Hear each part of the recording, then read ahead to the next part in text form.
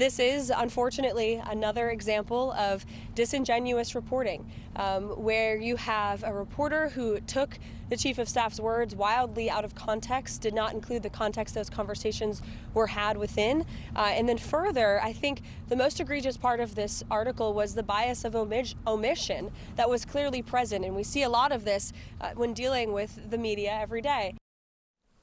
Well, again, Chris Whipple is with us tonight, and we'll certainly ask him to address those complaints. First, though, some of what Susie Wiles said. Quoting from the piece, Wiles said Trump has, quote, an alcoholic's personality.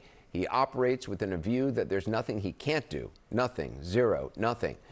According to Whipple, she went on to say that as the child of an alcoholic, in her case, the late sportscaster Pat Summerall, she's a, quote, expert in big personalities.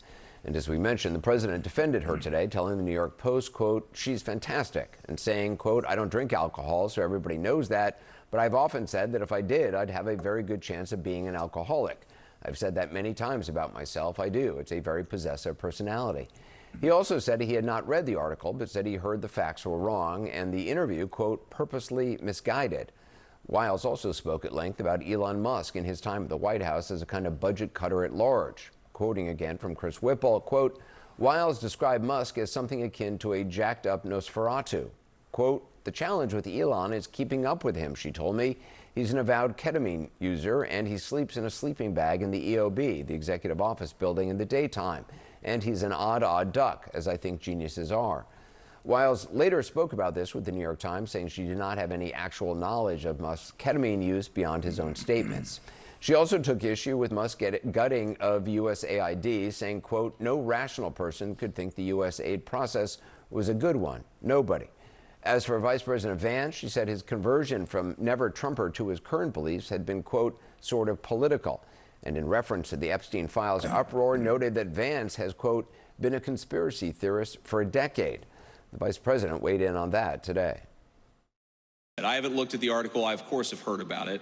But conspiracy theorist, sometimes I am a conspiracy theorist, but I only believe in the conspiracy theories that are true. Yeah.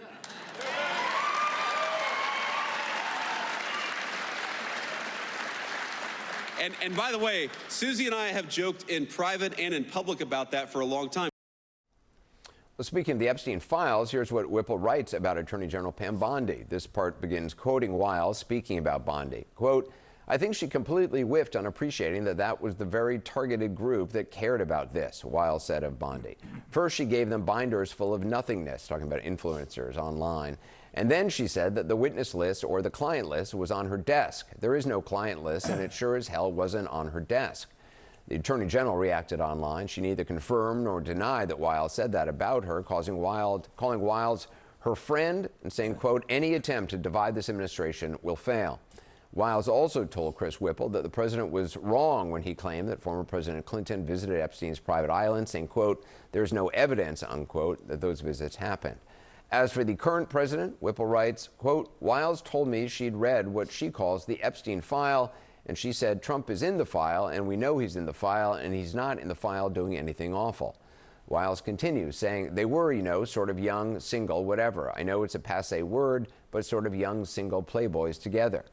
Wiles also gives her take on the president's motivation for targeting Venezuelan small boats, 3 more in the last 24 hours. She says, quote, he wants to keep on blowing boats up until Maduro cries uncle, and people way smarter than me on that say that he will. Wiles also tells Whipple she thought she had what she called a loose agreement with the president to end his campaign of retribution against his enemies after 90 days, which did not stick. And she addressed her boss's recent habit of snapping at female reporters like this. Yeah, Jennifer, go ahead. Incriminating in the file, Venezuela, Susie Wiles' explanation, quote, he's a counterpuncher, and increasingly in our society, the punchers are women. Joining me now is Chris Whipple in his first broadcast interview since his 2-part Vanity Fair piece landed. He's also the author of the New York Times bestseller, The Gatekeepers, How the White House Chiefs of Staff Define Every Presidency. Chris, thanks for being with us. Yeah, great to be here. A lot to talk about. First of all the things Susie Wiles told you, what surprised you the most? Anderson, this was one of those cases as a reporter in your career when lightning strikes. And it was astonishing to me the extent to which she was unguarded and freewheeling on the record all the time. I've covered, as you know, I wrote a book about the Biden White House where everybody was on deep background requiring quote approval. Quite the opposite in this case. Susie Wiles, in 11 interviews over 11 months. That's how many there were, 11 interviews over 11 months. 11 in-depth interviews in which she was on the record.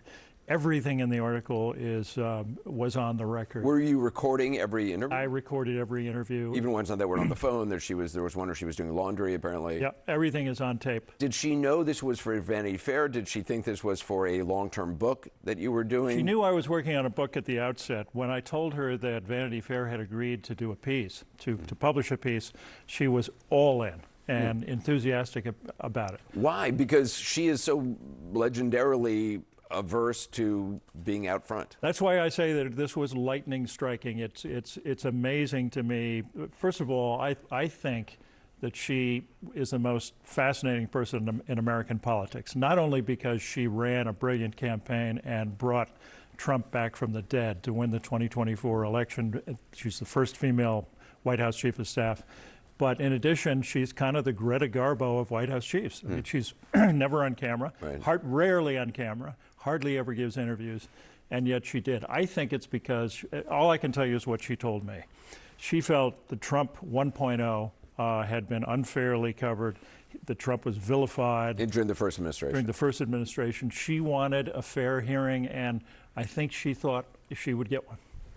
And one of the things the White House is saying, things were taken out of context, wildly out of context was the quote of Levitt. Are things taken out of context? Because some of the quotes they're tight. I mean, it's like a sentence. Everything was scrupulously in context. And I got to tell you, the giveaway, when you're a journalist and you hear the target, the subject talking about things like context and omissions, you know you're on the right track because there isn't a single fact or a single assertion that they've challenged in the piece. It really reminds me of the Watergate days when Ben Bradley talked about non-denial denials. Right. This is the ultimate non-denial. They're not really attacking, well, I absolutely never said that, although Susie Wiles did at one point say that she denied saying that Elon Musk is an avowed ketamine user. You then apparently, according to the reporting, you played a tape for the New York Times which confirmed that quote. It's on tape, as is every assertion that Susie made.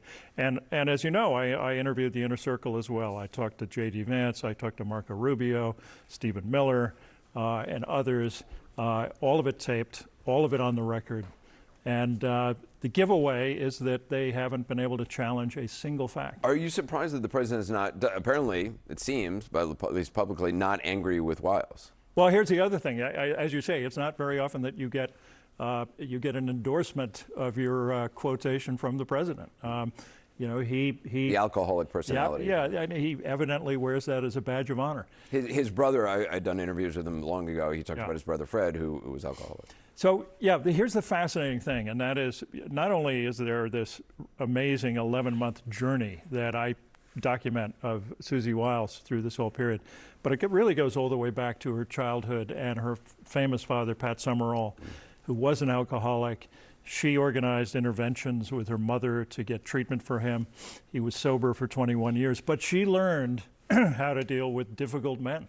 It is a fascinating data point that, I certainly didn't know about her, that, adult children of people who grew up with alcoholics are she's in sort of the perfect job. It sort of makes sense. Absolutely. That what she learned as a little girl and throughout her life dealing with him. And Trump is owning it.